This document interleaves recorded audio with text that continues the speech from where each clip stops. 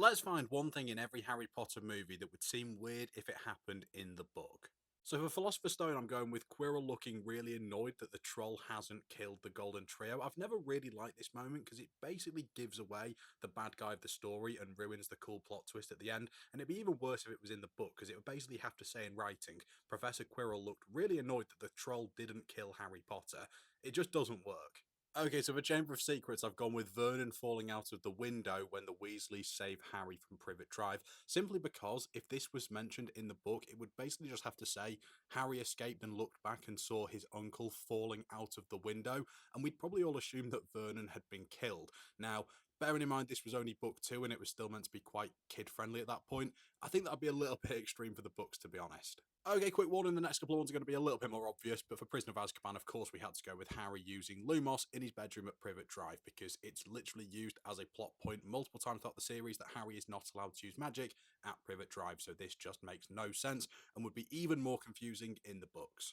And for Goblet of Fire, well, I'm not even going to say it. Let's move on.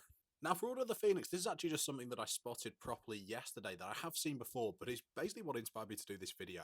And it's Arthur Weasley and Sirius Black enjoying what looks like a pint of muggle beer at the table at Grimmauld Place. Now, there's nothing exactly wrong with them having a beer. It would just feel really weird in the books because the books always do a really good job of separating the wizarding world and the muggle world. I just can't imagine them drinking regular lager. So when you notice it here, it just looks a little bit odd, to be honest.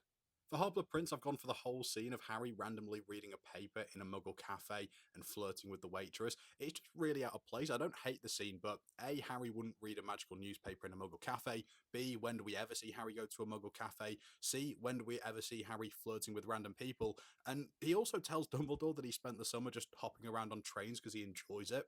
Since when was one of Harry Potter's hobbies just train hopping? It's really random and would feel very out of place in the book. Okay, so for Deathly Hallows Part 1, maybe some people will disagree on this one, but it's Harry and Hermione's dance scene. Now, I do like this scene in the movie, but more than anything, I like it because I think it solidifies Hermione and Ron together, because ultimately, whilst it shows Harry and Hermione are very close, Hermione doesn't choose to go any further with Harry after the dance, which I think shows her true feelings towards Ron and sets us up for the good moment of them getting together in the end. I just think that'd be a little bit harder to portray in the book and would maybe feel a little bit too intense in the book. So I think it's a good movie scene, but best left out of the book personally. And for Deathly Hallows Part 2, I've gone for the scene in the Pensive that suggests Severus Snape showed up at the Potter's house first after Voldemort had killed the Potters and attacked Harry. This just creates a few different plot holes as to how and why Severus Snape would have been the first person to show up at Privet Drive after the attack,